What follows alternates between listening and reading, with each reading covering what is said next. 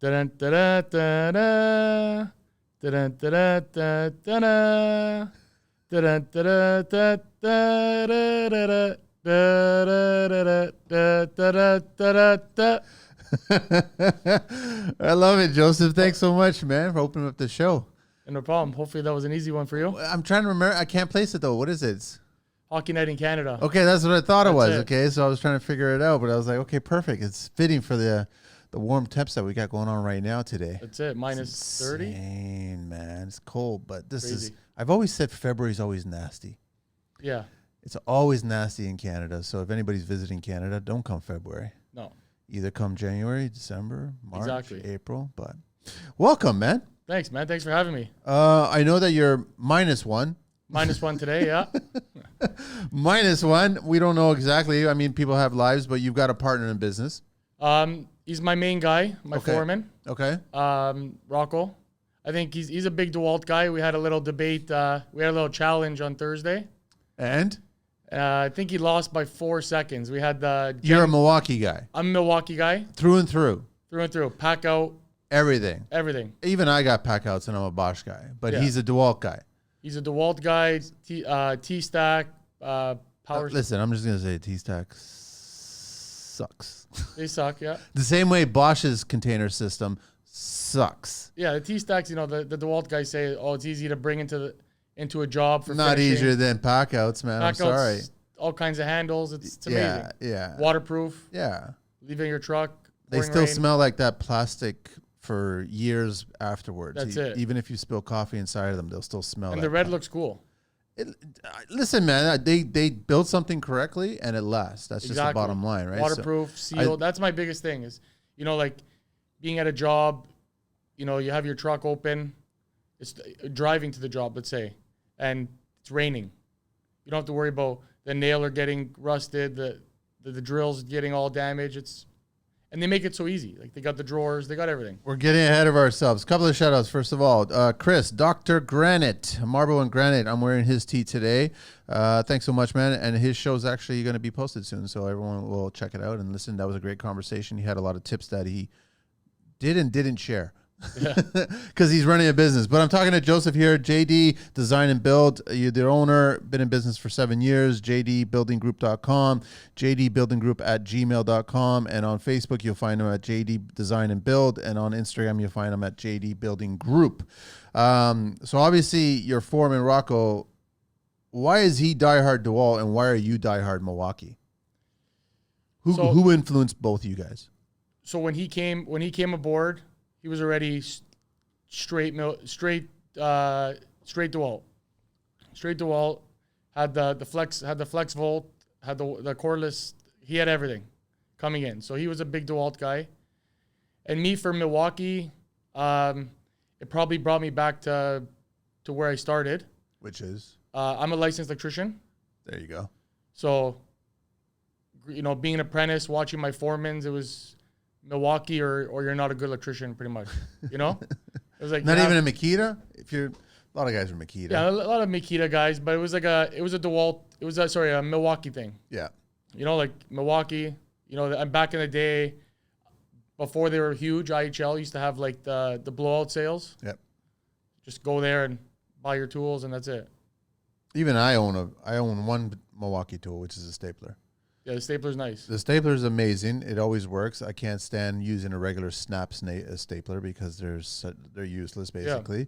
But their stapler is great. But I mean, I had a hard time swallowing $400, but back in the day, I had a hard time swallowing $500 for a fine multi-tool. Yeah, for sure. Oscillating tool, right? So I mean, they're still the best ones on the market. I don't care what anybody says. So it's just like you got to justify it. As long as that tool makes you money, whatever color it is, as long as it's making you money because it's making your process a lot easier, then by all means spend the money on it. Yeah, like I'll give it to all the DeWalt guys out there. Like the battery does last longer, but they're heavier. They're heavier, but the power is all red. It's very powerful, but I mean, it's very maybe it's my age, but these batteries are getting heavy, man. The tool becomes heavy, and then the work, especially if you're drilling, doing whatever overhead, and all of a sudden your shoulders start to kill. With an 8 or a 10 amp battery, it's crazy. It starts to like, okay, are they designing these tools for the young guys because they're invincible? Is that what it is? So they're thinking, but can we not forget about the older guys that have been doing it for decades? Yeah, I feel like they've just started introducing these big amp batteries. So give them 5 years, I bet you they'll be small, they'll be compact, they'll be light. They'll figure it out.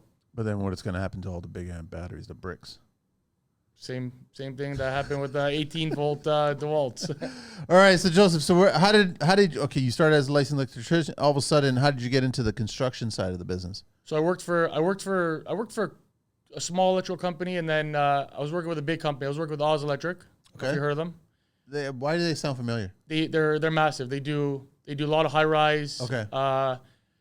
When I got hired on, I got involved in a lot of solar. So I did solar for a summer, and then did 4 years in TTC. I built from Yorkdale to Vaughan. Wow. So got my license there. How is that environment working for, I guess, the public sector, right?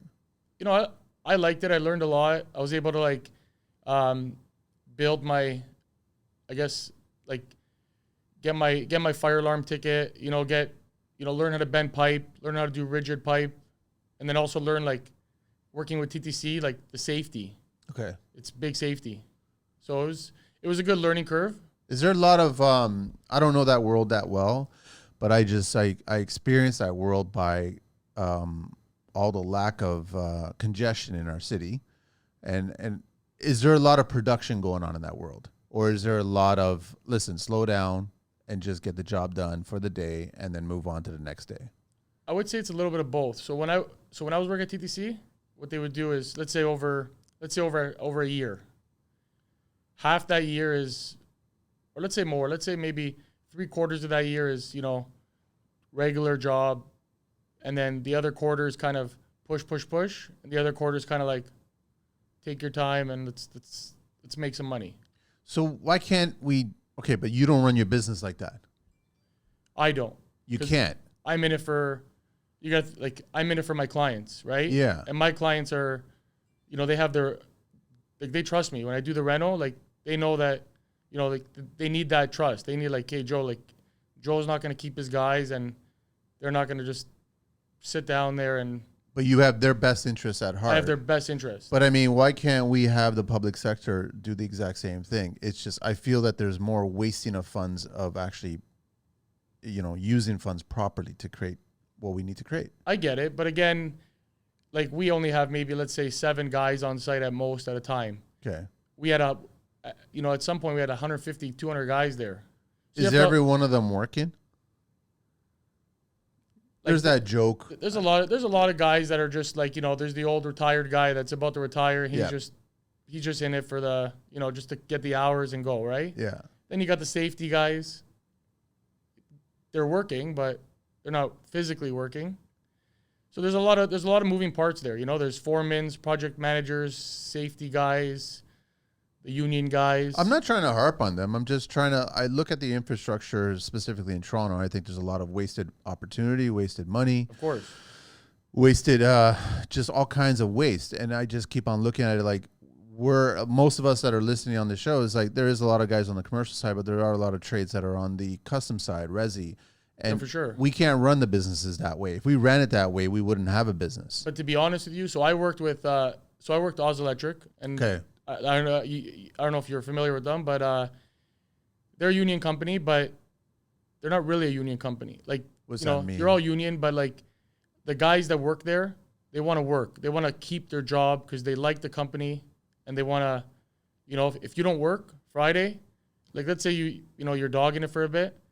That letter's coming, that slip's coming to you any Friday. That's the question for you, Joe, that I got. Okay, so when you were there on TTC, and by the way, I've got a good friend who actually works for TTC, and he loves it because he doesn't work. Yeah, that's...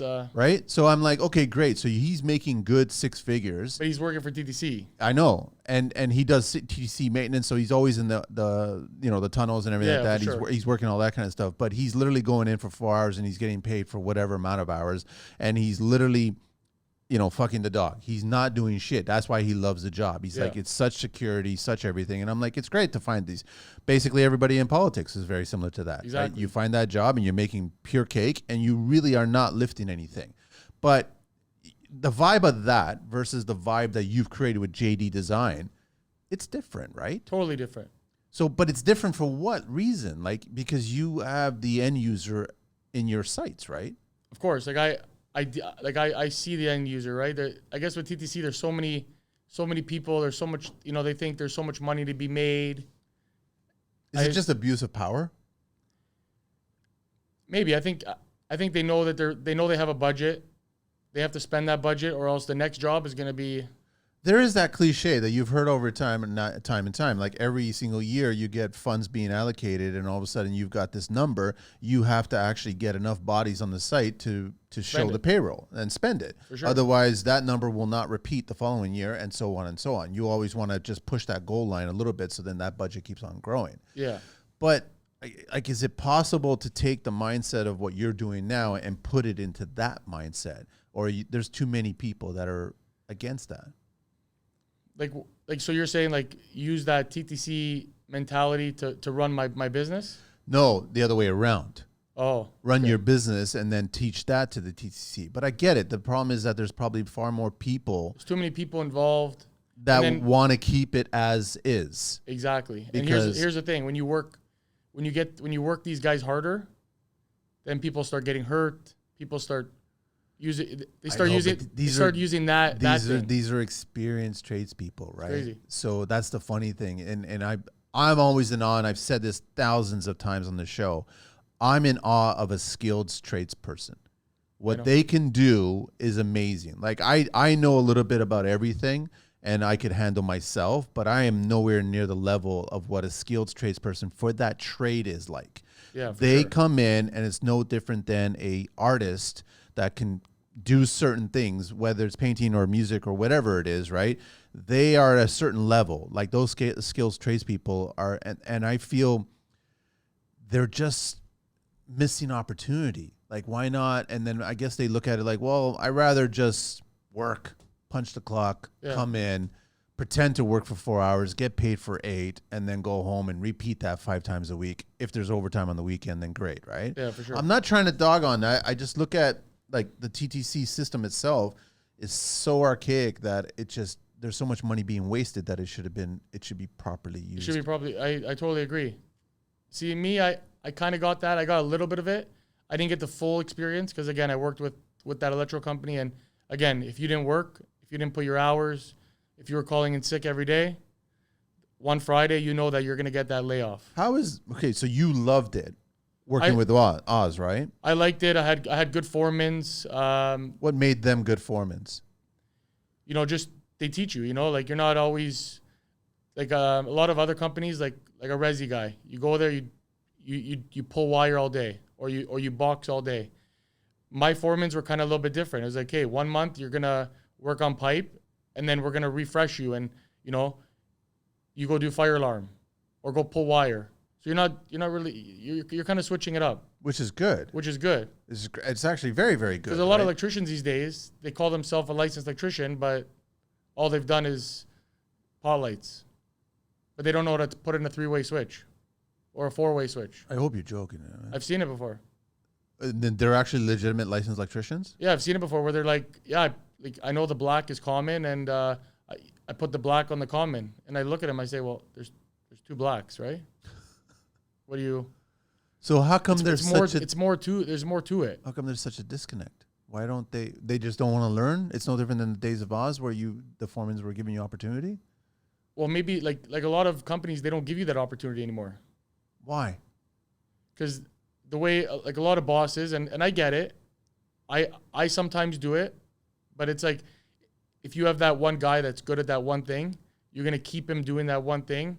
Makes you more money. I've never been that way, and that's why I've got. But it doesn't build your company. Yeah, that's the problem. Is that if you see someone that's hungry and they're interested and they're constantly asking you questions, answer, feed it, give opportunity. I've always said I remember early in the days when I was starting out, I had opportunities to start using Schluter, and I was always just using Schluter. I've only ever used Schluter. But then I would have kids on the site, and I was like, you ever use Schluter? And they're like, no, we never touched it. Like in school, we would use scratch coat, or we would just use cement board. I'm like, well, here you go. Yeah. Here's an opportunity now. You got any questions? Ask me. I'm sure you've seen the videos. You've seen the instruction. And back in the day, Schluter used to give you a DVD with every single kit that you used to buy. And I look at it as going, it's kind of, you got to get rid of these DVDs, man. Like Yeah. the technology is passing now. And then all of a sudden I give the kids the opportunity. I was going here, and now you try it out, and then they like it. So it's like I embrace that stuff. Of New course. tech, right? So it's fine. It's good to find bosses that will do the exact same thing. Of course. Yeah. So it's like it depends who you work with too. Like I've worked at another electrical company. It was short lived, where all I did was suck out water from a manhole and go down into a manhole, and I was the middle guy. Like there was a guy pulling, a guy feeding, and I'm in the middle, just That's it. That was your job, 8 hours a day? 13, 14 hours a day. Just going in different manholes and pulling wire for 6 years. I couldn't do it anymore. That's numb, man. Driving from my house to the shop, leaving at 4 o'clock in the morning, from the shop in Milton, driving to Curtis, Oshawa, just to do that. And so you were known just as the guy that would pull the wire in between the two other guys that were pulling wire, and then you guys were just feeding wire. That's all it was. Pretty much. We had like 50 guys on site, and the boss, like the foreman, said, okay, well, he had his favorite guys, so his favorite guys would be doing all the connections and all that stuff and learning. And then everybody else, just the grunts, just pulling wire, doing this, and that's all you do. But you did it for 6 years? 6 months. 6 months. Couldn't do it. Even 6 months, man. I went to the office, the trailer. I said, "Give me these papers. I gotta get out of here." I swear. I said, like, "Get me out of here." Were they surprised when you were asking? Not really, because Not really. you're being replaced within the hour. Yeah, you're replaced the next day. That's kind of sad that you're being replaced that quickly. Yeah, and then literally from there, I had a friend that worked at Oz. This is how it started, and then my buddy said, "Okay, we'll get you in. You want to do solar?" So, well, never done solar before. This was maybe 8 years ago. So solar was just coming out. So yeah, might as well try it. So let me ask you about solar. Is it worth it? Because I've heard So it's kind of like geothermal in my thought process. So I don't think it's worth it to go put solar on your 2,000 square foot house. We were doing more like, so we would do like 40,000 square foot warehouses.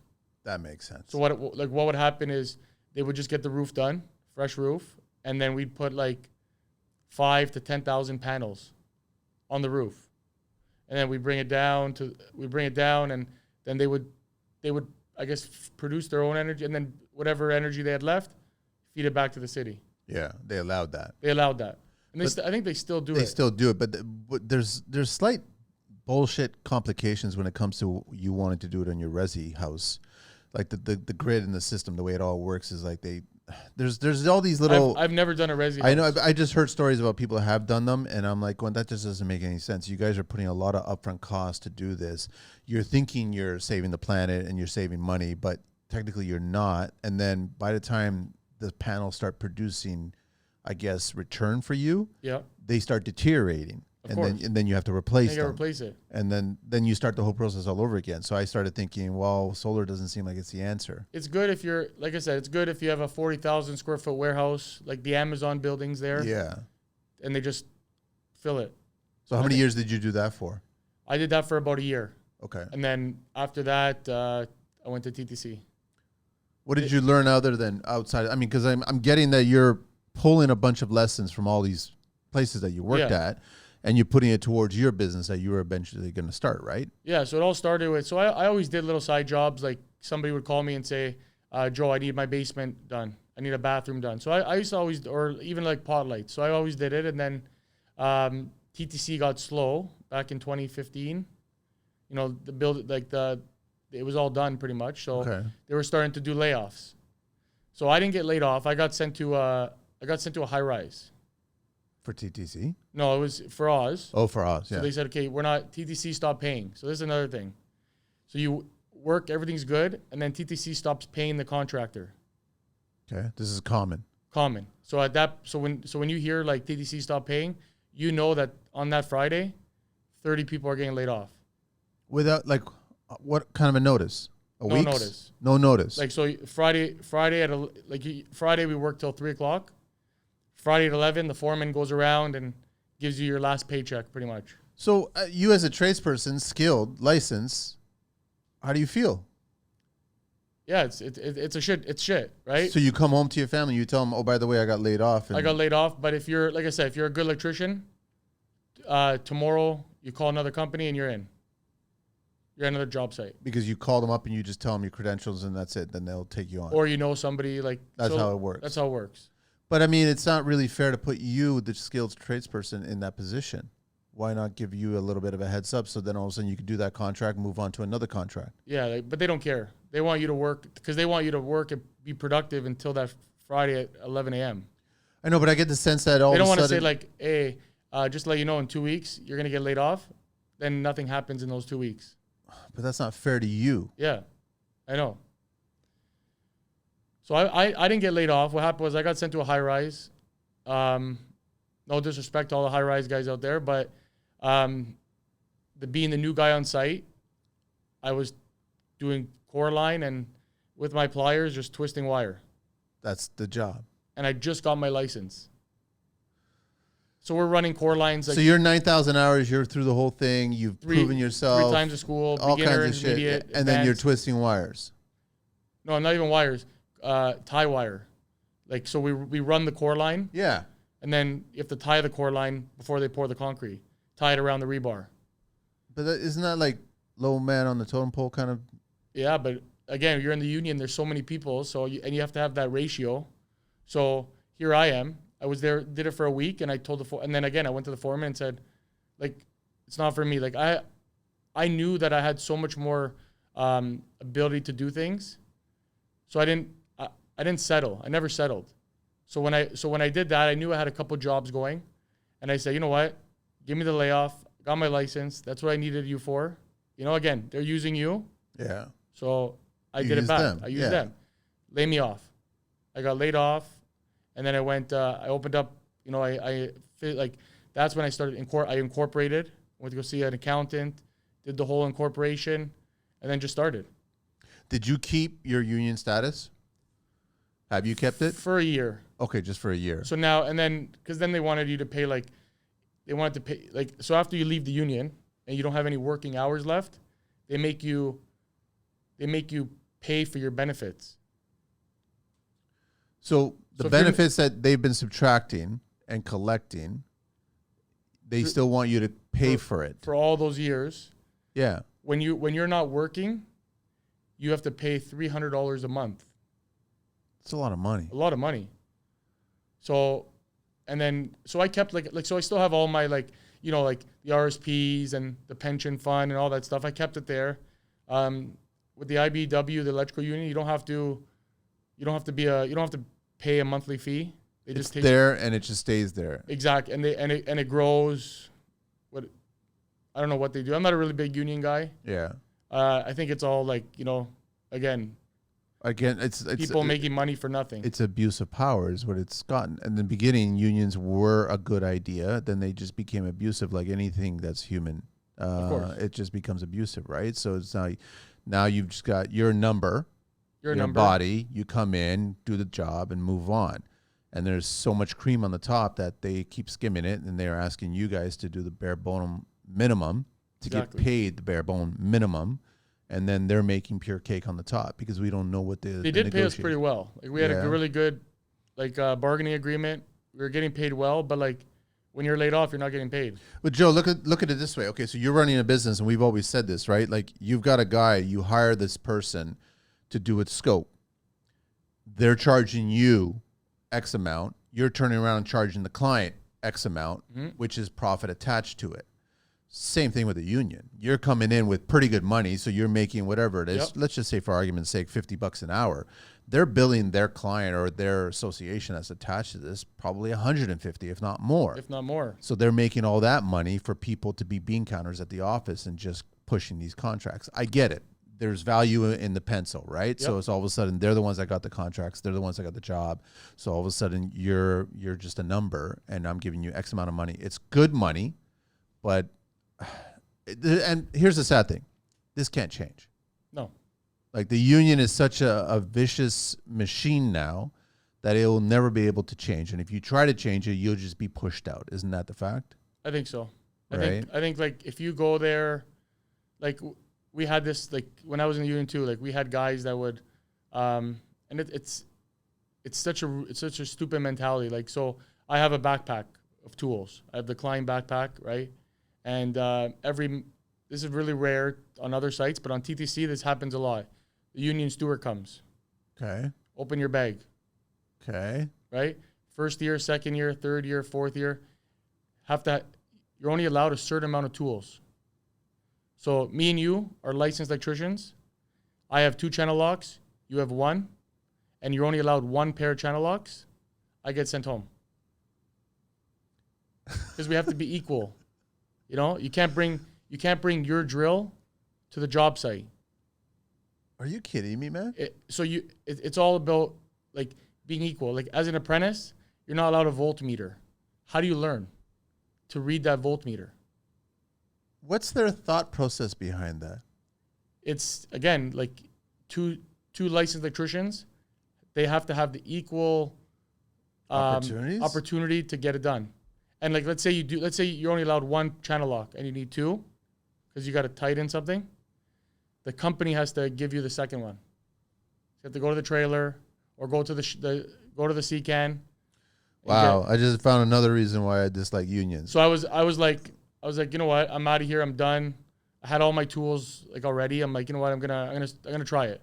But as a contractor, Joe, wouldn't it, like your thought process is like, wouldn't it make more sense to have more union members have 2 channel locks, so then they could educate another union member, and then they can get 2 channel locks. Learn. Exactly. And all of a sudden, now you become more productive. I guess the idea is that they want to be anti-productive.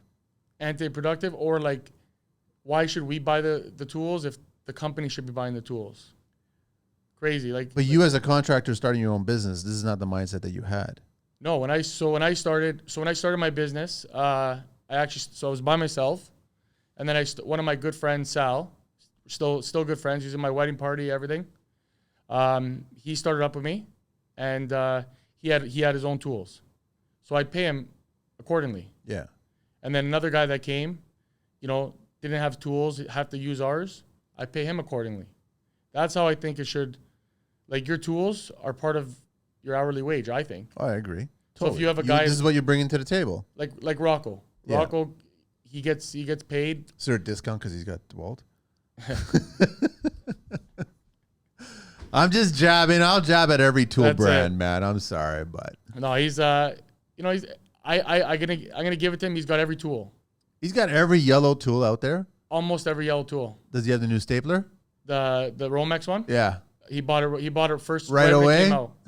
I haven't bought it yet. The Milwaukee one. Okay, is it out? I'm doing a shout out here for the boys at Ramcon Construction out of London, Ontario. Vote West Lorne Arena to win an NHL game and $250K in arena upgrades. Voting opens March 31st at 9 a.m. and closes at April 1st at 5 p.m. Voting is unlimited during the entire 32-hour voting period. Everyone, please go there and vote. Voting is open across Canada. Tell your friends, neighbors, families across the country to vote for West Lorne. Thanks, Ramcon. Talk to you soon. It's out. It's 12 volt. Okay. So like here I am. Lighter. Tighter. Okay, spots. I'm a Milwaukee 18 volt guy. I don't own 12 volt. The stapler. The stapler's a 12. I don't have it. You don't have it? I have this. I have the stapler, like the finish stapler, crown stapler. Yeah, I don't like their staplers. I like it. The finishing side. You don't like it? What's funny is that I'll get flack. I'm a Grex guy. I am a pneumatic and Grex, and I like it. Oh, you like the pneumatic tool? Yeah, I'll always choose pneumatic. Listen, man, I'm doing copper right now. I always choose copper over PEX. Like it's just and basically my theory behind that is volume. Water is about volume, and when you're getting clients, I don't care what you do. If you start designing a master shower, I'll kick you in the ass if you're running 1/2-inch PEX to a master shower. Like that's not volume. You need minimum volume, right? Yeah, for sure. And it's a fact. I've gone through this before where a 1/2-inch copper has more volume than a 3/4 PEX. Now, what about your solder joints? What about them? The elbows and shit, The elbows and shit. It doesn't matter. Let's say 20 years down the line. Oh, you mean if they break or whatever? You know? Same thing could happen with PEX, With the PEX, yeah. right? A little more tighter. I know it's different. It. I mean, what is it? Viera, whatever. Like you got the O-ring compressions. Yeah, or the Wurzbro. Yeah, and those are. And I recently saw gas because Stott was doing some work, and all of a sudden I was like pretty impressed. But then he told me, okay, yeah, one fitting of gas pressed for I think it was 1.25 inch pipe was $50 for one fitting. It's expensive. Right, but I get it. He doesn't have to thread, oil, set up a whole thing, and then find a way to anchor and thread wrench in a tight spot. Get a union. Yeah, all that stuff, crap, yeah. right? I get it, but it's $50. So it's a matter of how much labor do you want to spend and how much you want to spend on material. Of course. So there's a balancing act, right? But I mean, when it comes to old school, like copper's been around for how long now, and it works. Yeah, it works. Totally. I want volume. Like I still refuse to accept or endorse tankless water systems. I hate tankless water systems. Like I will, there isn't one, and it's been on the market probably for about 20, 25 years now. And every single one, every company that I've ever spoken to, I just ask them one question. How do you deal with the cold spurts?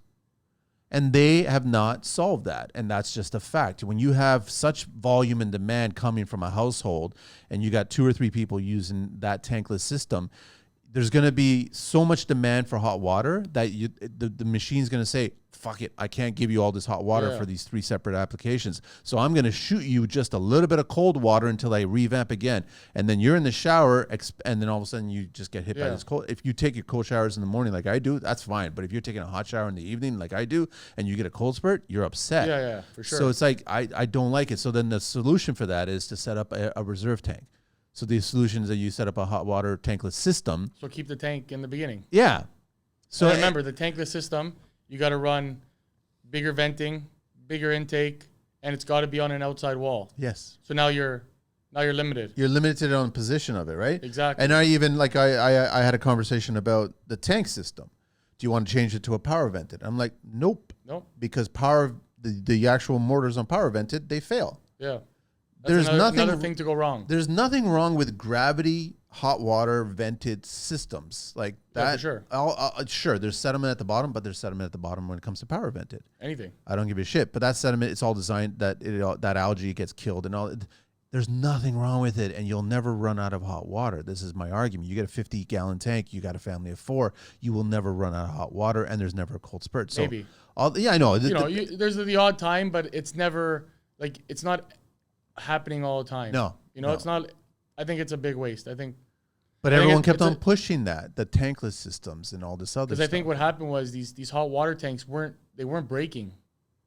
So here they are, like Reliance and all Atlas Care. Yeah, they had to come up. They had to come up with a way to come up with some money to break it. When Reliance calls you and they say like you want a hot water tank, you want to upgrade your hot water tank to tankless, they need some work. They got to keep their guys busy. Well, okay. I've always argued this, man. It's like I remember being as a kid. You probably are in the same situation too. My parents had green laundry appliances. Yeah. Like green, like olive green. Yeah. Never broke down. They got swapped out for a new one just because they wanted to update everything. Like that top loaded door on the washer was so loud. It was almost like a garage door, right?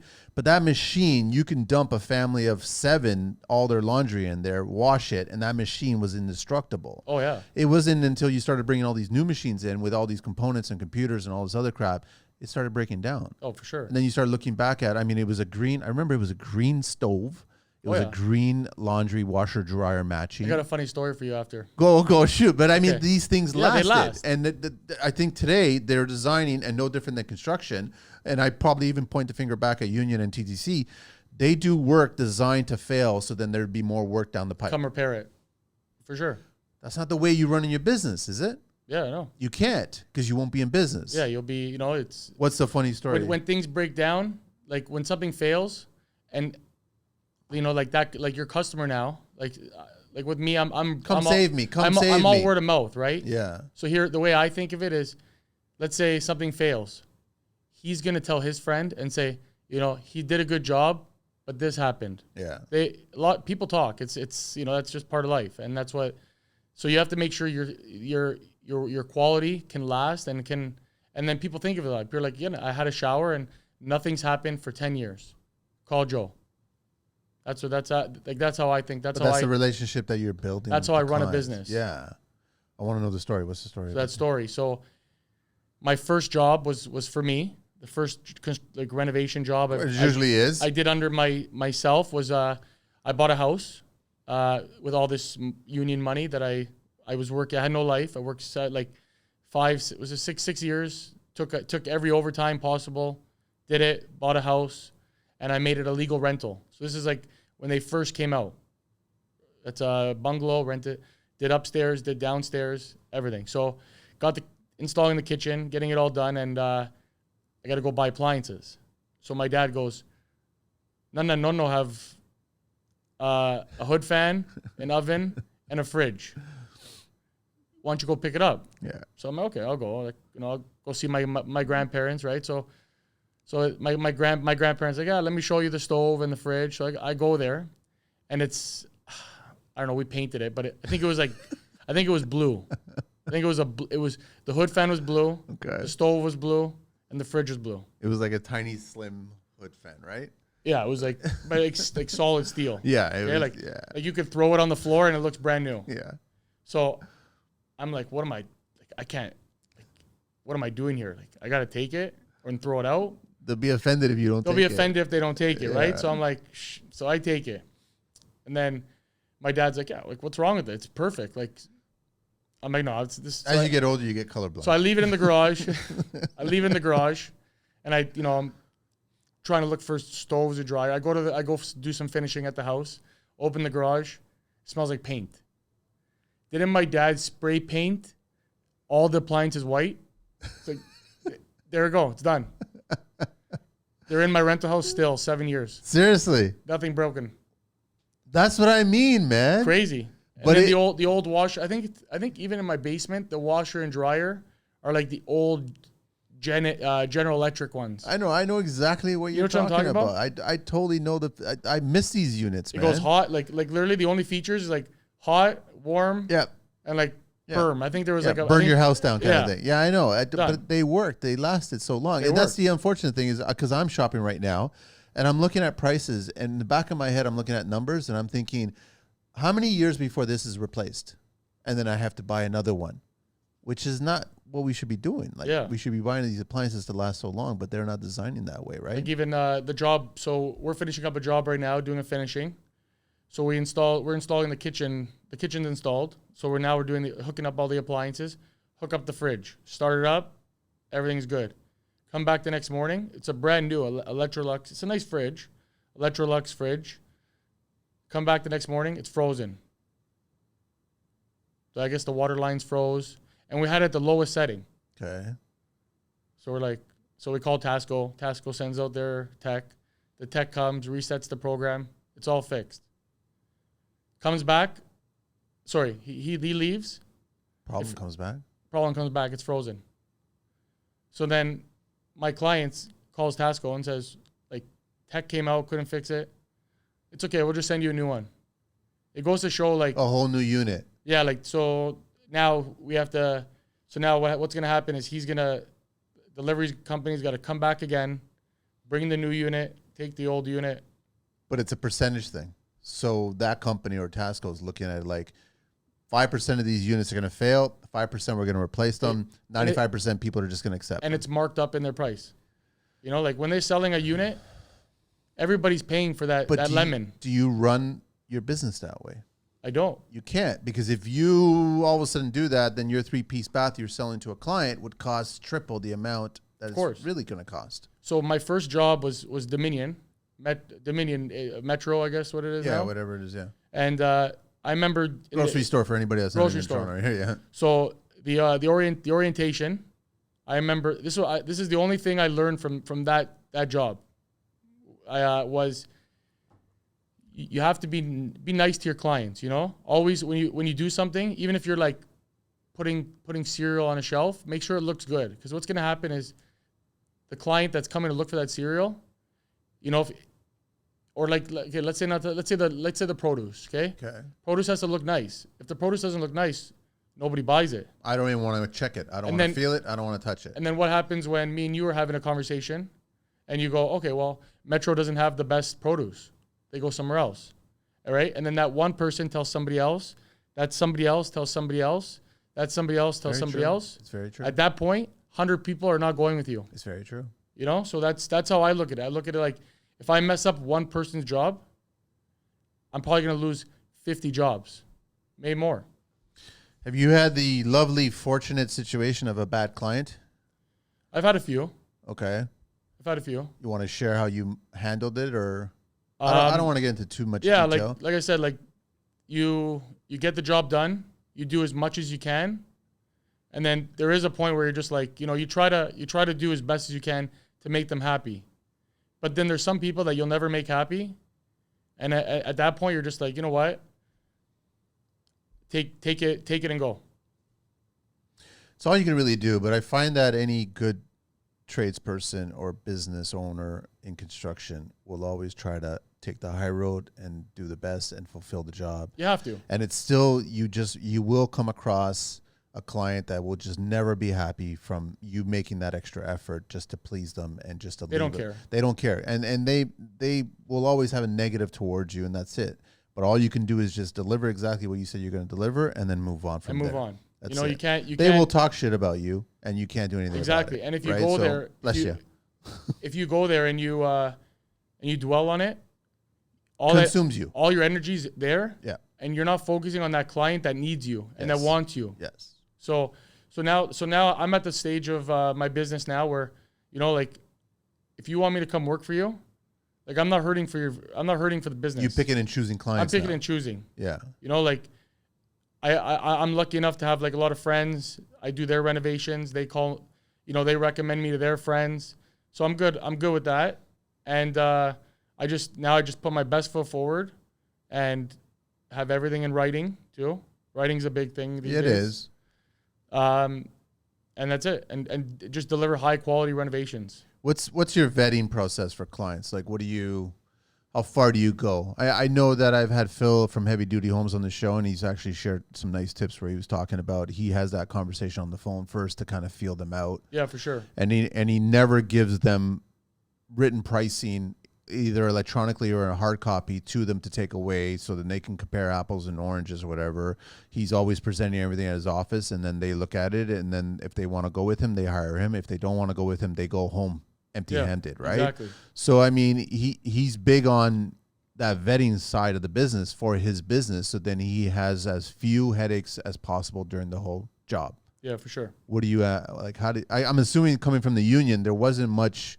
I guess you guys learned a lot of life lessons regarding characters and personalities and how people actually operate. Yeah, for sure. But it's kind of different when you're going into someone's home and now you're dealing with homeowners and their family dynamic, right? Yeah, because they want to, you know, they don't want you to come in and make a mess, and like you want to have a clean job site all the time.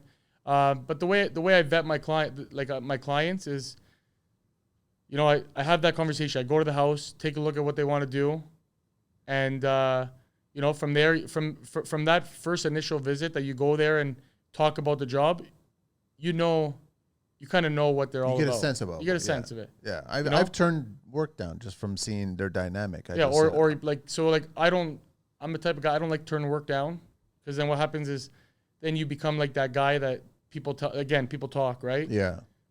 He's unresponsive. He doesn't answer me.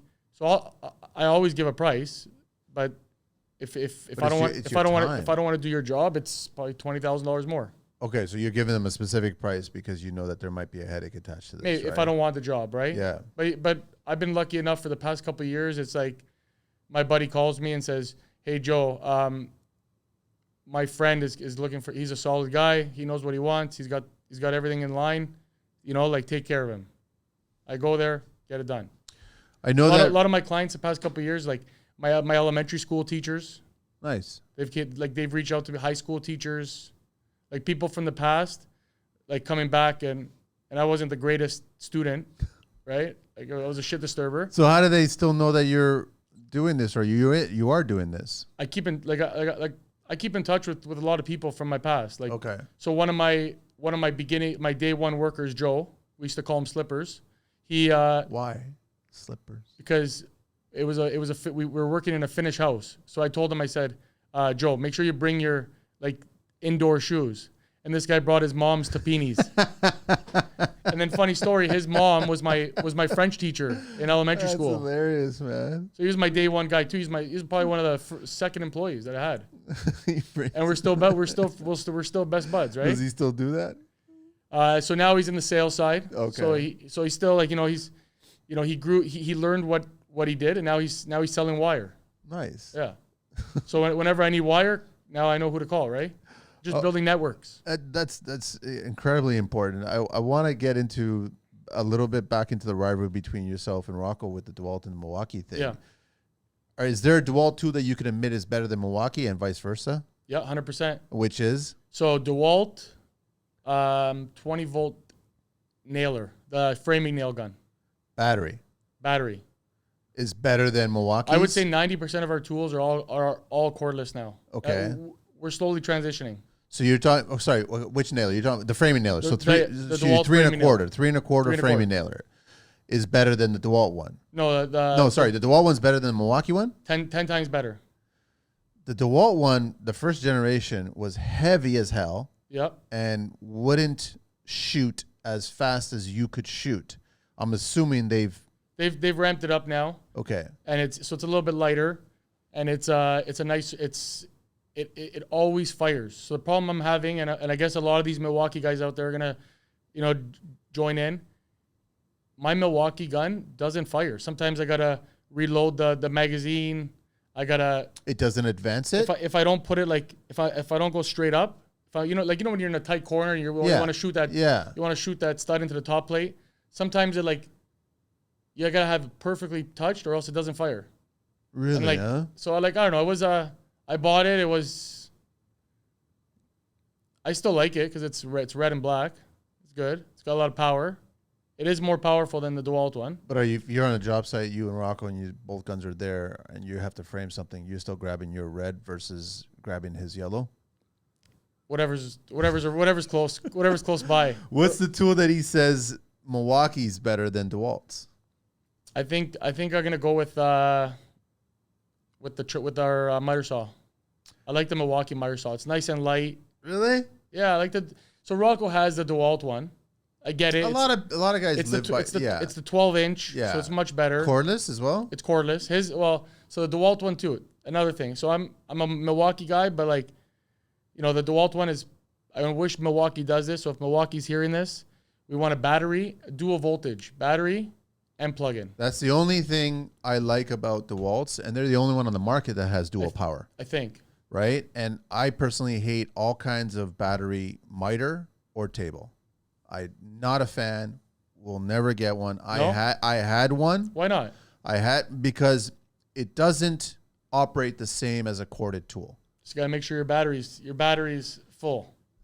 It doesn't. It still doesn't, and it will never be the exact same thing. And my thought process is that I'm not that trade that needs to show up on a job site where there's no power whatsoever, and I can pull out a battery. And the thing is that if you're cutting all day long, you're gonna not only have to pull out a battery, you're gonna have full charges. So you're gonna have to buy a whack of batteries. And what's the most expensive component of any tool? Battery. Exactly. Hey, when you cut, you wanna turn on the saw and the lights dim a little bit, eh? Yes. So then I know I'm drawing those 15 amps, right? To cut that wood. Totally. Yeah, for sure. But I mean, it does. I'm not that guy. So it's just, and I don't think Milwaukee is known best for a miter saw. I don't think that's their arsenal. I like it because it's compact, it's light. I put pack out. I have the pack out feet. I build my own stand. Oh, really? Flip it on. See, I'm a huge fan of Bosch's gravity stand. Right, their T8 or whatever it is. I got rid of stands. So what are you parking? You built your own stand. I build my own stand with the pack out with the pack out. Sometimes. So what do you like? Are you putting the pack out as the base? Yeah, as the base. Look lift at it up. That, huh? So I'll do that. How do you mobile that? How do you move it around? Well, usually when you're using a miter saw, it's in one spot. But you got to get it from shop. Oh, but you just vehicle site. So the pack outs, you unclick them. Oh, so you remove all the pack outs. Yeah, but let's say we're doing a big trim job. Yeah. I don't use stands no more. So what I did is I was on CP24. You know the Bora stands? Yeah. The centipede stand. Yeah. The flexible, whatever. 100% better than any stand possible. So you're using that, and you're putting your saw on top of that. So we have a 4x4 centipede. Okay. Right? So compact, fold it up, slide it in my truck, and and then when we're working, put it down, put a sheet of plywood 4x4 on. Clipping it on or screwing it on? It comes with clips. Clips, yeah. It comes with these like hooks. And then drop the saw on it? Drop the saw on it, and then all we got to do is a couple 2x4s, build the stand, so hold the trim straight. That's pretty good. I like it. And then you got to pack out underneath. And then the pack outs are usually when we're at if we're doing a small job, we just got to set up the saw. We just stack up a couple pack outs till you get the perfect height. Yeah. Like Rocco. So Rocco's like, he's 7 feet tall. He's a big guy. Wow. So I would say, no, maybe not. Maybe 6'5". He's 6 something. Maybe 6'6" something. Okay. So, so he might need a couple more pack outs. And then we got another guy that works for us, Justin. He's maybe 4 feet tall, right? So he needs just a few pack outs, right? So it's good. So they got to set up 2 different tables or exactly. just adjust no, it? and then use a centipede. So that usually like the clip in, I use that for more, we're at a small job. We're using the saw for a day. We're not going to set up the whole thing. So was that designed by purpose, going all the tools battery, and that's it? You guys didn't want to deal with cords anymore? So when Rocco first came in, I was kind of like, I had a little bit of everything. I had some plugins, I had some batteries, and then I feel like you're more efficient. You don't have to worry about finding power. You don't have to worry about running that cord. I don't know. Okay, I will say this though.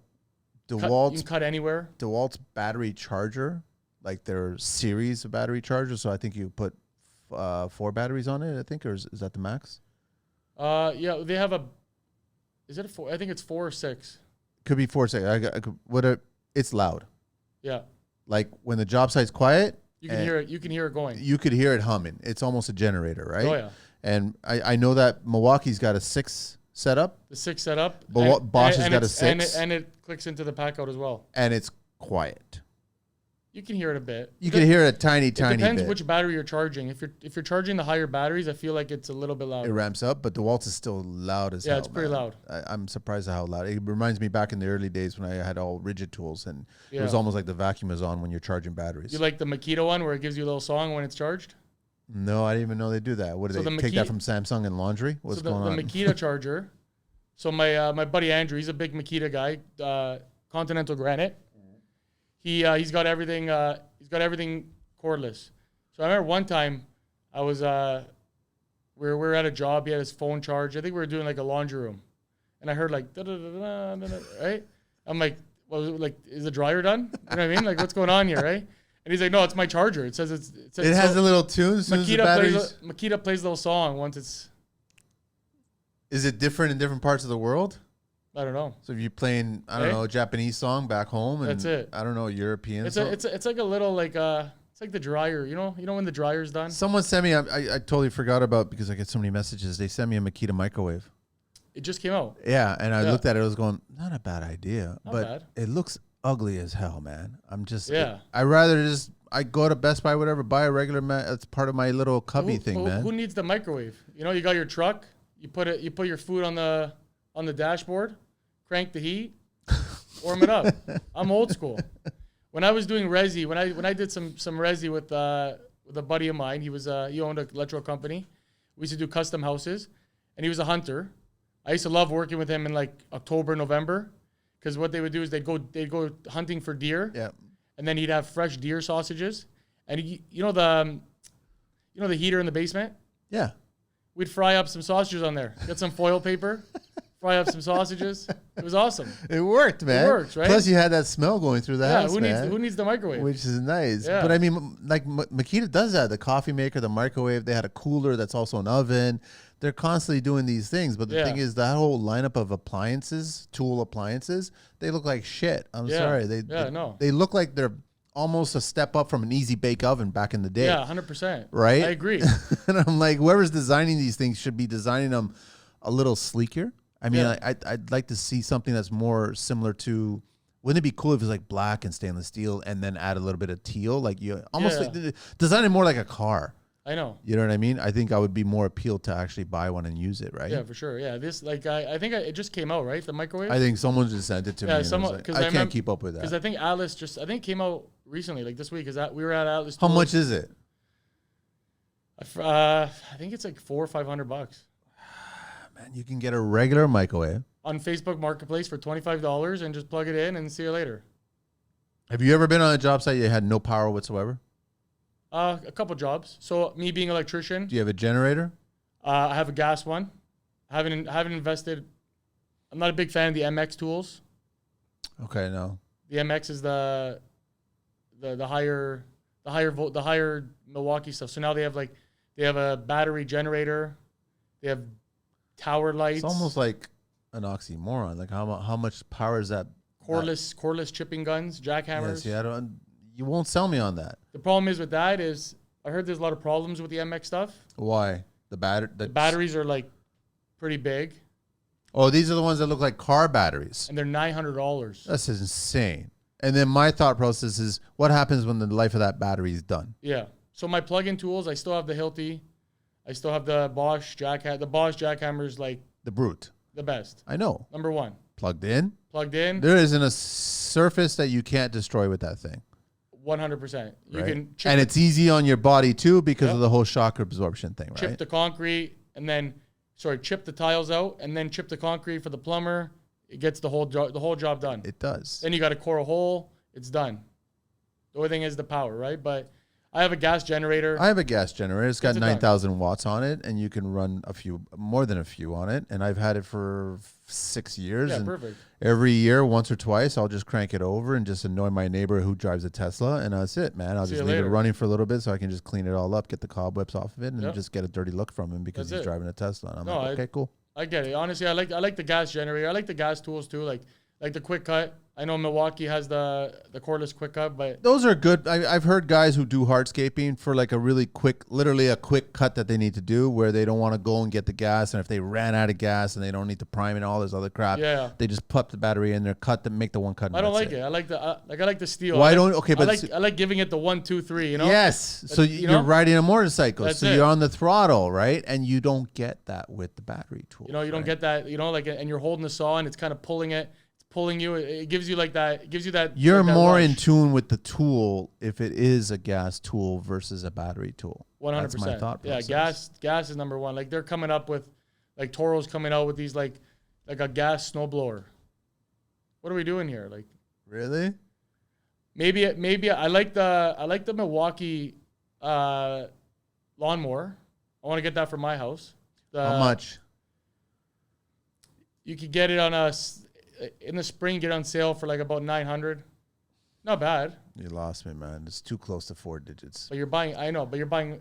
If you buy a brand new. Can you use your batteries from your tools? Yeah, you can Okay. use the. It's M18. Okay. Just gotta put 2 in there. Pretty good. Like the way they designed it was pretty cool. Like they got the light, so you know if you're get home at 9 o'clock at night, you want to give it a quick, There's a light on it. There's headlights on it. like really bright. The problem with that tool is that if you cut in the front lawn, leave the tool for a little bit, just to go inside for a bit, and someone's driving by, It's gone. it's gone. Gone Just for the batteries, it's gone. for sure. I have the trimmer. The trimmer's good, and I Trimmer makes sense. and then I still got the gas. I still got the Toro gas lawnmower, but I got a Toro with a Kohler engine on it. the best. Mine's a Toro with the Honda. It's green. It's got scrapes and scratches, whatever, but Always starts. it always starts. Right now it's in your shed. Still has gas in it. In the spring, you're gonna pull it. It's gonna start. You buy good quality, lasts. That's it. I don't even remember what I paid for that. It could have been maybe 400. I paid for that. Brand new. Brand new, right? I've had it for a decade. Yeah, it works. So I mean, like to swallow $900, I have a problem. Like I don't know if it's. I don't understand switching everything to battery, I get it. right? I get where Like you're how coming many from. batteries do? Okay, so Rocco's got how many batteries, and you got how many batteries? I maybe have 10 batteries. That's it. Maybe 10, 11 batteries. But I keep them. So what happens is because now I got the rapid charger. Okay. So I don't even bring all my batteries to the job. I keep my pack out charger stacked with 6. When one goes, you charge it in 20 minutes, it's full. That's pretty fast. So it's not that bad. Yeah. I do like that, but I'm also sensing, I mean, batteries start to die Like they start to They start to slow down, and you got to get new batteries. Yeah, exactly, right? So that's the thing about it. So now you've got other trades on the site. You got yourself, you got Rocco, and everybody's coming in with their own batteries, and now they got it. First thing they want to do is plug in their chargers, and all of a sudden you got a whole charging corner of the job site. Yeah, for sure. For everybody, because everybody's got their own different color. Yeah, of right. course. I wish is it stupid to ask the companies to actually just have the same kind of battery and application like to install for every tool. Make it all just one generic, so then everybody's battery is that just too dangerous because people would just be stealing batteries from everybody. I get it. I think so. I heard that there's a couple people on Instagram. There's a couple hacks where you can actually put the DeWalt battery with the Milwaukee battery. I've seen those things, little They've MacGyver modifying. The Dyson. Everybody has the Dyson one. I've heard of. I've seen it. You can buy that adapter. You can buy the adapter. I think on Amazon now, right? Yeah. So I get it, but I think it's also a money thing, right? Like the DeWalt battery works good with the DeWalt tools. The Milwaukee works good with the Milwaukee tools. You know, like they make their tools for that, like they make that battery to power their tools. Is there a tool that you got regardless that you knew that it was shit, but you still got it because it's red? And same with Rocco. Yeah, I think the framing nailer. The framing nailer is the only one that you got. I was told. But you even before you got it, you knew that it wasn't good. Yeah, I used it. I used a buddy of mine's, and it was heavy. So I remember it was heavy. And then one day we were starting we got a big job, and we needed two framing nail guys. I didn't have it. I had the pneumatic. Still have it. The Metabo. Yeah, it was nice. A good one. That's a good gun, with man. The coil nail. That's a good gun. The only thing with that is like it hurts your arms, man. Like when you nail. Why? Because it's got power. It's got power. Like it pops you back, right? And it's heavy. The Milwaukee one you put on your pouch and you don't. Well, the DeWalt one you put on your pouch. The Milwaukee one you kind of feel it. You feel a little bit. But I going into that I knew it wasn't the best tool. I just needed it. I just wanted it. I got it. What's Rocco's tool that he bought that he knew that was shit, but he still bought it because it was yellow? Well, he's very like. DeWalt doesn't make shit tools. Oh, DeWalt makes shit tools. They make some shit tools. I'm sorry. Their oscillating tool is a shit tool. Their oscillating tool is shit. I don't like their grinder. It's too big. Their grinders are shit. The grinders aren't the greatest. Nope. I think it's like greatest, okay, and shit. Yeah. Like those are the options here, exactly. right? So it's just like when it comes to certain tools, yeah, I agree. Oscillating and grinders at DeWalt, they're shit. Yeah. That's it. Like you want to go for a good grinder, Makita all day long. Like, right? There's nobody that can argue that, right? That's the thing. Well, the DeWalt and Milwaukee guys yeah. will But see, argue me, it. I'm a Milwaukee guy, and I'm going to tell you right now, like, if I need a grinder, I have a Makita. Makita grinder. You got to get the full size one, and then you got to get the variable speed one. Those are the two, and then you can build the world. That's it. Done. Simple. Even Chris, like you asked Dr. Granite for sure. Oh, it's a no-brainer, man. Makita all day. That's all it is, right? That's where you learn from too, right? You talk to any tile stone person, Makita. But I know that there's certain people out there. I think like Dan from Covenant. I mean, he's got a DeWalt, and he's also recently just picked up a variable DeWalt, and I'm like, it's great. Okay, fine. If it works for you, I guess it's up to personal preference with this. I know everybody, but it's a good. It's something on a job site where it keeps everybody going. You know, what's a job site without chirping? Exactly. You know, you gotta have fun when you're working because, like, I spend more time with my guys than my wife. You know, that's true. Like I'm there. Like we wake up every morning, I see them. We leave at night. So like I spend 8 hours. You see your family for an hour in the morning and maybe 3 hours in the evening. Yeah, the morning where like I'm out of the house at 6:30, right? So yeah. So maybe in the morning. In the morning it's like good morning. I want to shift gears a tiny bit. Is there a construction bone that you got to pick?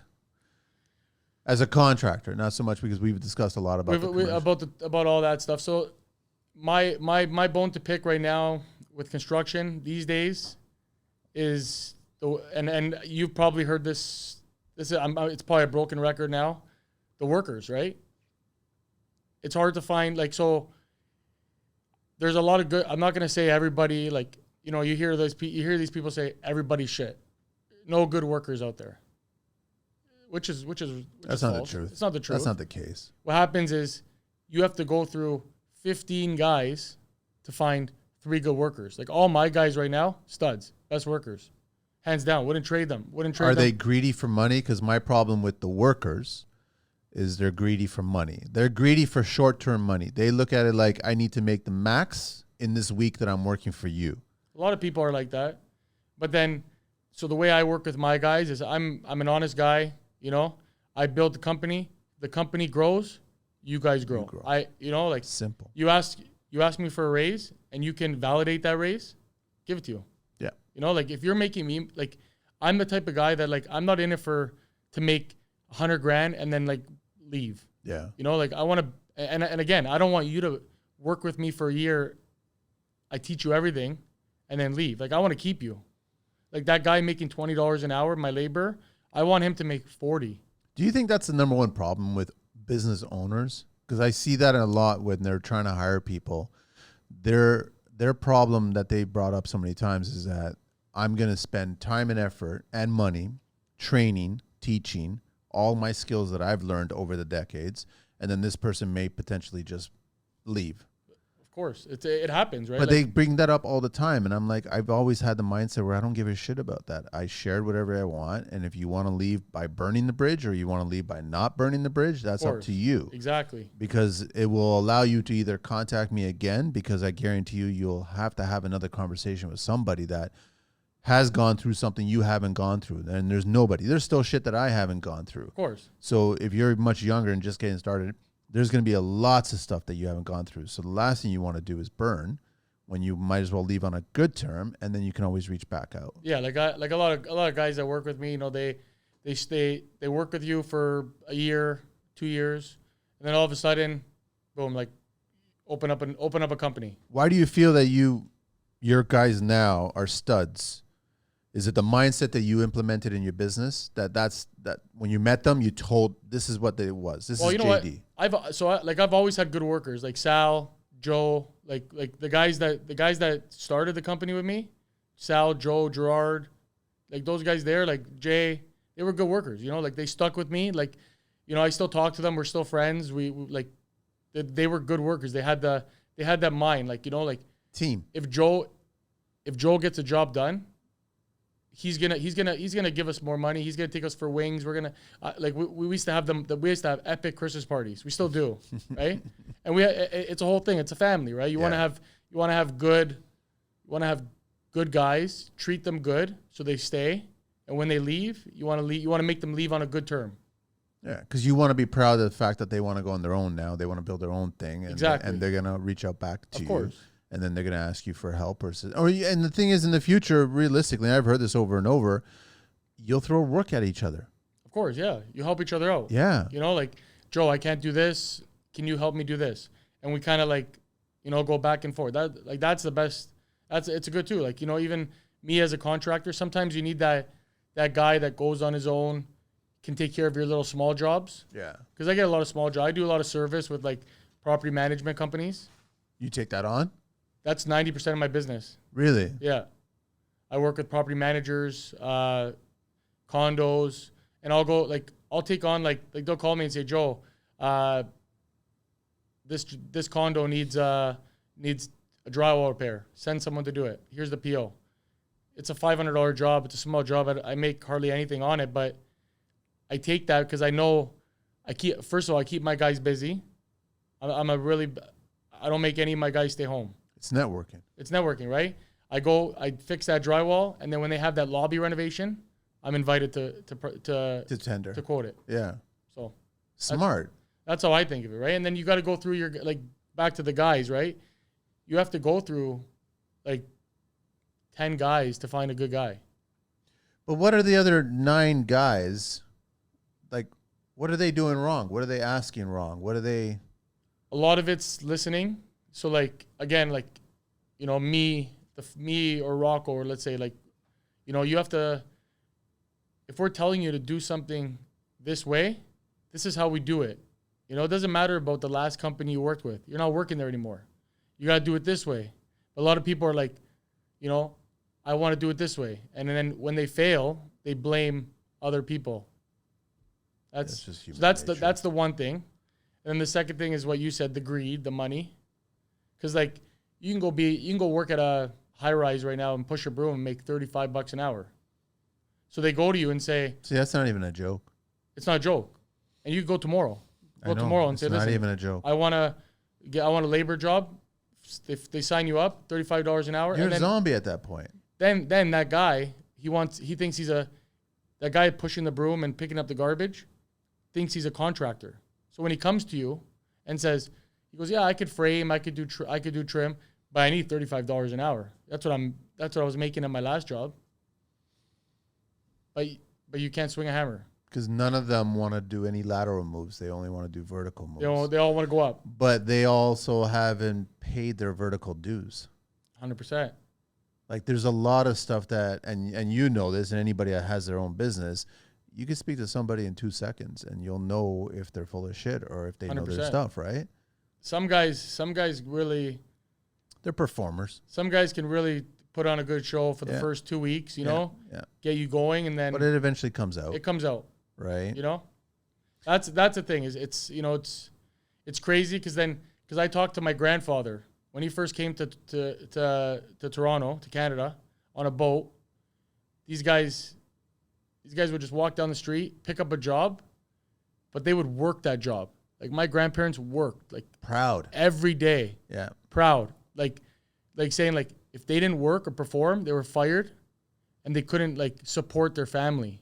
So that was a big thing for them, right? They wanted good quality workers. And even if you weren't a quality worker, like my grandfather said, he didn't know nothing. He was working at a dryer. He was like, I don't know what they were doing, something with dryers. And someone said, oh, you can make more money being a bricklayer. But I don't know anything about bricklaying. He went there and started lifting, like carrying bricks, and then knew what to do. How old was he when he came? Do you remember? Maybe in their 20s, Yeah. maybe younger. But he probably also told you that everybody there was just as hungry and trying Everybody to do a was job. looking for work. There wasn't the other flip where it's like the majority are just pushing a broom for 35. Nobody was pushing a broom. It was like back in the day was you make the mess, you clean it. Now it's like you got to have all these trades on site, and then you got to pay someone $35 an hour to clean up after these guys. That's just stupid. Why don't you pay these guys more money and they can get the work done and clean up after themselves? But also, Problem solved. In all fairness, these guys should just step up and not even have to be asked or told to do this. Just do it. Yeah, exactly. Just clean it up and just get it. It's nothing's better than a feeling of getting on a job site where it's already a clean slate for the next trade. Exactly. Simple as that. So we'll do a lot of small demos in site, with my guys. But when it's a bigger job, we hire a demo company. The demo company gets it done. And you've seen the way they get it done. We see the way they get it done. They know what they have to or how they have to leave that site. Yeah. So I use Fernando Manpower. Yeah. Awesome guys. They tell you that they're going to show up. They show up. They get it done. And then when it's done, the framers are happy because they're not stepping over nails. They're not pulling out those long 5-inch, quarter-inch spikes. I know. Like that's all done. It's cleared. But it's really ironic how a lot of demo companies are like that at the very beginning. It's the first thing that happened on a job site when you start a project. They do that. They set the tone. But then all of a sudden you hire a certain trade comes in and they don't continue that tone. Yeah. And it's frustrating. And then your perfectly clean job turns into a mess. It's a reflection of your brand. So with me, I don't even the way when I vet my like electricians, we do in-house. I do my own electrical. I don't have to worry about that. It's all clean. Plumbing, HVAC, that's what I make sure. I say, like, the way you keep your job, like, keep it like that, especially if the homeowner is, like, living in the house. The last thing they want is, like, the plumber to come in and keep their shoes on and walk all over the fresh carpet. I don't get it. I really don't. But people do it. I know they do it, but I just don't get it. They just feel that they have the right to walk right in, especially in this colder temp, right? Yeah, like, I'm a plumber. I can, you need me. Like, that's how a lot of these guys work. I don't need you specifically because I just need a plumber. Yeah, there's plenty of other ones that'll probably do they'll probably do a better, if not the same job, right? Yeah, of course. So I have over the past 7 years, I've learned, I've used different plumbers. I've used I've used different HVAC guys. I've used drywall guys, and now I have my core group of subs. Why were you changing and using others? Why were you were just looking for more of a network? Yeah, like again, it comes to a point where, like, when you hire good tradesmen, they're busy. Yes. So, you might need a plumber, and your plumber's busy, so you hire another plumber, right? But it's all word of mouth. I don't know how these guys, a lot of these contractors go and they go on that, what's that app, Jiffy? Yeah, I know you're talking about. You go there, and Angie's List or Jiffy or all this other crap. And you go on Jiffy, and some random plumber shows up. You don't even know him. You don't know him from a hole in the wall. I know, but they sell their platform on the basis that someone's going to show up. Someone's going to show up. Right. So, I mean, and I'm sure you do this because I've done this since day one. There's little things as a contractor that you're hiring a bunch of subcontractors that we pay attention to. Of course. So when you're doing a job, and this has been expressed a few times, like obviously you want to leave a great impression as a sub-trade to your client, which is the contractor. But then you start dropping the ball on the second job. Then the third job completely goes right back to your bad habits. And now, keep in mind, guys, we're paying attention. Yeah. And what's going to happen is that you start dropping the ball on the second job. I'm already having conversations with another person that's going to replace you on the next job. Yeah, for sure. That's just a fact, right? Yeah. Because don't impress me, look amazing on the first job, but then go right back to the kind of person that you truly are by the second, third job, because that will get found out, and then I'm not going to hire you again. Yeah, like a lot of like I've hired guys before where they're like, we're top quality, we're gonna show up, we're gonna get it done. They show up first day, and then the next day it's like, where's everybody? Where's everybody? Oh, we had to go do a service call. The truck broke down. This broke down. Like so now it's like performers, man. So now I have my main guys, and then I have my subs, my main subs, and I don't unless I have to I don't go out of that box. If I need another guy, I'll call someone like my buddy Steve. He's got a renovation company. He knows half of Ontario, right? I call him. He'll find me a framer. He'll find me a painter. He'll find me somebody, and his quality of work. So you kind of, trust him. It's just sad that I think that the sub-trades think that we're so replaceable. Yeah. That they can get work anywhere. But in the last few months, what's been going on is that a lot of people have been reaching out to a lot of people for work because I know the tide is shifting. Yeah, things are gonna change, right? Like everybody last year and the year before were always talking about, I'm booked for 6 months, 8 months, I'm booked for the year and all this other crap, it's hard which now. is great. But now the phone calls are coming in and the emails are coming in going, listen, do you have anything going on? Do you have anything going on? Because I've got nothing going on. It's crazy. Like so the relationships, world's changing. The way you built your relationships in the past, they're going to be reflective of what you're going to have for the future, man. Yeah, for sure. Like my plumber, like he knows that 90% of the jobs are his, but also he takes care of me. Like, if I got to do something in my house, he's there. If I got to borrow his tool because, it doesn't make sense for him to come and do a small job. Yeah. Okay, give us some advice, show us how to do it, let's get it done. He's good like that, right? A lot of these guys, they don't want to tell you their tricks because they want to come and that 20-minute job, they want to charge you $700. Like everybody's out there and it sucks. It's to screw other people. But aren't you as a GC going to look at this person who understands what you're trying to do and what you're trying to build? Like, aren't you, they get it. The good ones get it to the point where they'll give you a deal here because they know exactly what they can do and they can offer you. But they know that in the future, they're going to be the first call. They're going to get it back. 100%. That's just how it works. So that's why my problem is with the money and that's the bone and everything is that the guys are looking at, I want to make as much max for the week that I'm with you. Money's money. Yeah. But they don't understand that, like, relationships and network. What's a $20,000 job in this world? $20,000, you can't even buy a car anymore. Yeah, it's insane. You can't even $20,000. I've heard people are paying $11,000 for their mortgage. A month? A month. Because you got to remember, these people that bought these $2 million houses, right? And they went variable. And variable. The banks loved it. They were probably pushing variable to death. Look at it. Look at it now, right? They saw 8 raises coming up in the next year. They knew it. And everybody was on that variable rate. And now, I didn't believe it. So I went on the House Sigma and I did the calculator. A $2.5 million mortgage is $11,000. insane, man. And people were buying like last summer. People were buying $2 million houses. Spending, man. How do you do it? I want to share a little Green Book talk, man. You want to try this out? Let's do it. Employer failing to provide copy of written measures and procedures to a worker. What do you think the fine is for an employer failing to provide a copy of the written measures and procedures to a worker? I want to say. It's a magic number here at TCL. I want to say $5,000. It's $550. That's it? That's it. It's a little one.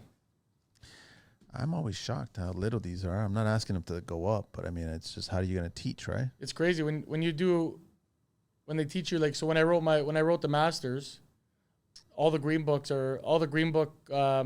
Everything's in there? Not everything, but they ask you some questions, but they're high, like, you know, being as an electrician, the fines are probably a little bit higher, right? Probably. Because they want the utmost safety. So it's crazy. So when I look at these little ones, I get surprised. Like $550, like actually these big companies just sign them all day. It's going to be interesting. JD Design and Build, Joseph, jdbuildinggroup.com, jdbuildinggroup@gmail.com, and on Facebook, JD Design and Build, and on Instagram, JD Building Group. Anything else you want to touch upon before we get into the 12 questions? We're almost close to wrapping it up. I think we're good. Rocco going to be upset? He should have been here. He should have been here. Defend himself. He should have been here. Eh? Now we can say that Milwaukee's the best tool because we don't have the other side. You can say that. I guess you're still on the Bosch. I'm a Bosch guy. I will always be a Bosch guy. But like I said, I own a Milwaukee tool. I have Makita belt sander. Yeah. I think they're low profile belt sander. Plug in. Yeah. I have the Makita grinder variable. I have a Makita planer. Yep. I have a fine multi-tool, oscillating tool with a 15-foot long cord. I love it. You call it fine or fiend? Fiend, fine, whatever. Fine, anything. Yeah, whatever. The Germans, right? That's it. The only thing I don't like about that tool is the blades are like astronomically priced. Yeah, they're priced, and you can't put the other blades on there. You can get generic ones, Imperial, whatever it is, Empire. I can't remember what it was exactly, but they're not the same. You just have to get the Fiend. Now, do you have the Fiend with the steel case? I got the whole. No, but like it comes with the old school, like not steel, the steel one. Mine's a plastic. The plastic one. Yeah. So I remember the Fiend one that my tile setter has. Okay. He's got one, and he's a good tile setter. Older guy, comes in with all his tools like in the steel box. You know, no pack outs. You know, the steel box with those little clips. Yeah. He comes in with those and plugs it in and just goes to town, right? But it's a good tool, man. It's a good tool. I paid $500 for that thing. Exactly. And I had a hard time buying that little tool when it costs the same as a brand new table saw at the time. Yeah, for sure.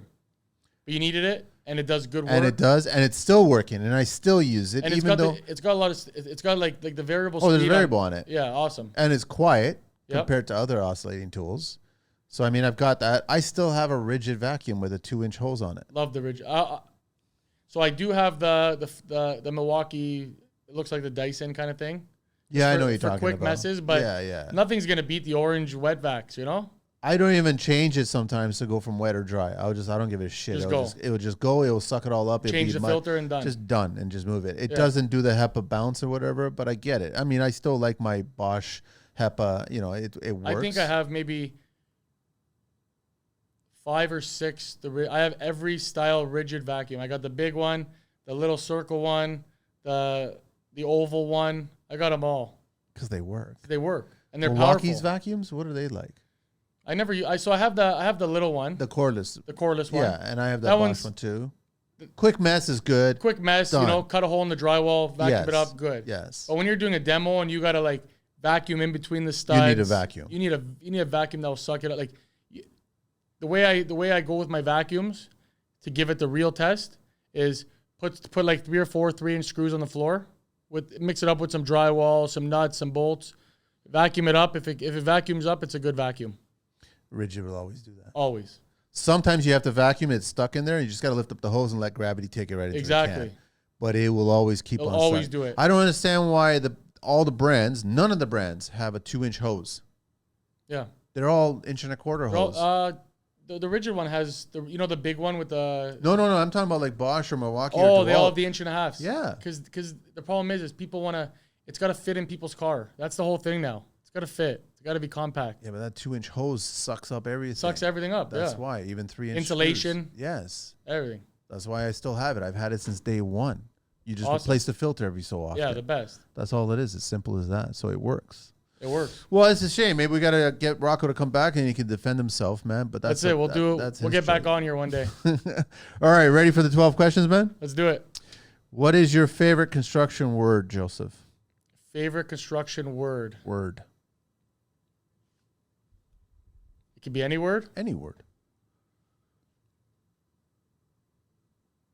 I don't know. Like, favorite word?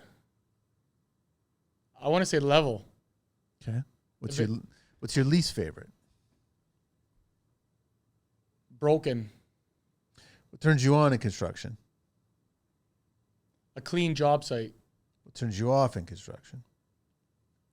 Showing up to a job and things are not getting done. Just not moving? Not moving. Production. Production stopped. A delivery supposed to come 7 a.m. comes at What's 2. the number one reason why it's not getting done? Just momentum? You had a day planned and it's not going. You had a day planned, something happens and they switch gears, and then what you're supposed to get done is not getting done, and then just messes up the day, messes up the week. Just not fun. What's your favorite vehicle in the entire world? Anything at all? Anything? Anything. I'm a truck guy. I've actually never owned a car. So I'm gonna go I want to do I was an F450 dually guy, but now I like the 3500s, AT4s, GMs. I like them. I like how they look. That's a big deal to switch, eh? Were you always a Ford guy, or were you? So right now I'm a Dodge Ram guy. Okay. I was a Ford guy. I had about 3 F-150s. I had the Ford Ranger. So I was a Ford guy, and then during the pandemic, I was looking for a new car. Had the F-150. I bought a dump trailer. I wanted the 2500 diesel. So I wanted to look at the F-250. And the guy at the Ford dealership said, I'm a guy that when I buy a car, I want to go in the back, I want to open the door, like that car. I don't want it shipped from another I want to see the car, and that's the car I want to buy. The guy said, you want to do that? $500, non-refundable deposit. Just to look at the vehicle. Really? Yeah. I'm not going to mention the dealership that I went to. This is during the pandemic. Yeah, 2 years ago. Okay. And I wanted to just see the car, like, as a... And they wouldn't do that unless you paid. $500, non-refundable. So they didn't get the sale. And I said, that's a joke. I left. I went to... I had a friend of mine that worked at Peel Chrysler. Okay. And I made a deal over the phone. He said, send me a picture of your car. Send me how many kilometers. Awesome trade-in. Had the car on the lot. He said, you want to... And I said, I want to look at it, though. Which Dodge did you get? I got the Ram 2500 Cummins. Okay. Love it. So I just want to do a shout out to Andrew there, and my deepest condolences to his Ford Lightning. Oh, yeah. He's still without that truck for 7 weeks now. He's upset with that, eh? When he got it, he put that order in. He waited a year. What's his company there? Lusso Design. Lusso Designs, yeah. And then he put his deposit down, got the truck a year later, and then all of a sudden he started talking about it. And I said, great, let me know how, look at the weather we're having today. It was minus 18 this morning. And even if he was still using it, I think he'd have problems. I think that, first of all, he would lose his charge range from the temperature.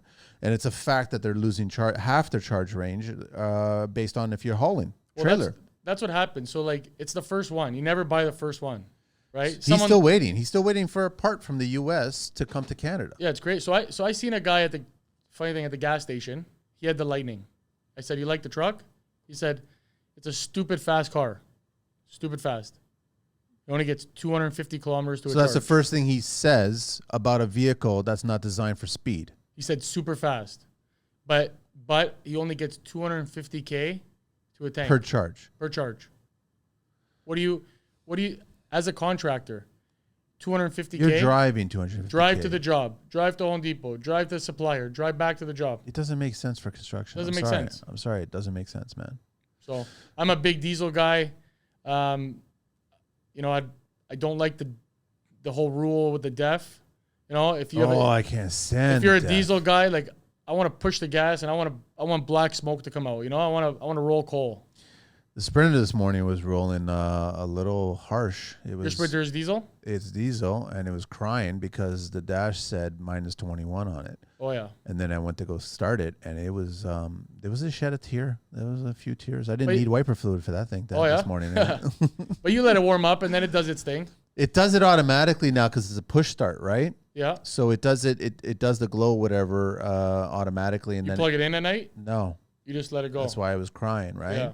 But it's just I know for a fact that any electric vehicle truck in this temperature that we're having right now is going to have problems. 100%. Even these Teslas. Like how do you just push a button and go, right? I don't know. What's your least favorite vehicle in the entire world? I'm gonna say a Honda Civic. What are you gonna do with it? Back in the day, they were kind of cool. Back in the day, they were cool. What construction sound or noise do you love? A nice. My favorite sound is when you have a full charge on an impact and you just put a screw into an LVL, put a GRK into an LVL, and you hear that. Awesome. And then the worst is when the battery's right down to the bottom and you're trying to get that. And you're giving it a couple extras, and then you got to go down the ladder, grab it. But when you got a full charge, it's like you'll make it. Give me this last one. What construction sound or noise do you hate? I think honestly the glass breaking. Yeah, fuck. That's just nothing good. Nothing good. There's nothing good that's associated with that sound. Yeah, unless you're doing a demo, but like when you're even still. Like I've been on jobs here, like, you know, you're installing something, like even like anything I would say anything breaking. Like so Andrew, Continental Granite, I help him a lot. He's a good friend of mine.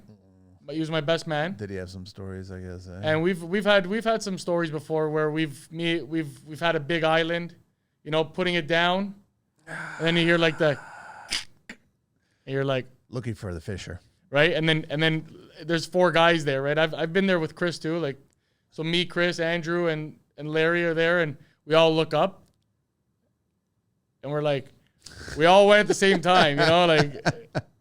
Who's to blame? What happened? Who's to blame, right? It's just stone like that. It's just funny, man. Anything breaking. Yeah. Don't like it. It's, you know, it's going to cost money, and then you got to clean it up. So nothing good. What profession other than your own would you like to attempt one day? Honestly, with my experience, I would love to get into sales. Even though I do sales now, I would love to get into like maybe real estate or even like tech sales. I think that's the growing market, right? Nice. What profession would you not like to do? Janitor. I don't like cleaning.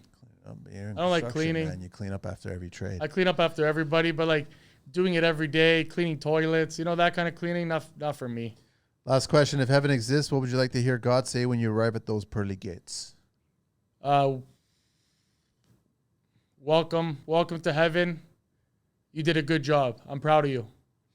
Joseph, man, great to see you again. Thanks so much. I know you gave me some swag. I'll throw it on another show. Yeah, no problem. I really appreciate us talking about your business and where you're headed. And I wasn't griping on the unions and shit like that. I'm just saying that I wish they would revert right back to the purpose that they were designed for. Yeah, for sure. Like, it's sad because I was like, you know, I had a good job there. Like people ask me like, why? But you left because like, why'd you leave the union? I know. It's like, because it's not good. You know, you're not the only one. There's thousands of people that leave, and I know that there's a lot of union scouting. There's guys that are specifically just designed to go to non-union job sites and scout and convince them and sign cards. Yeah, that's all. Their world is better than the world that you're currently in, which they're lying. They're lying. You know, like, yeah, okay, you might get more money, but what's more important to you? Do you want a secure job for life, or do you want? So like here's the thing with the union. This is what $40. Like, this is just numbers. $40 non-union, $50 union. Where do you make more money? $40. Because you're gonna work for 30 years in the union. You're gonna work till the contract's done. Then you're gonna get laid off. You're gonna go on a list, the back of the list, and everybody in front of you is gonna get hired before you. So what are you gonna do in 7 months when you don't have no work? Collect the amount of money that you're gonna put into collect some pogey. What you're being, yeah. And then at the end of the year, you're gonna give it right back to Trudeau. Whole other podcast. Joseph, JD Design and Build, jdbuildinggroup.com, jdbuildinggroup@gmail.com, JD Design and Build on Facebook, JD Building Group. Thanks, man. Appreciate it. Thanks for having me. Good to have you, man. We'll do it again. We'll do it again for sure. Angelina, we're out of here.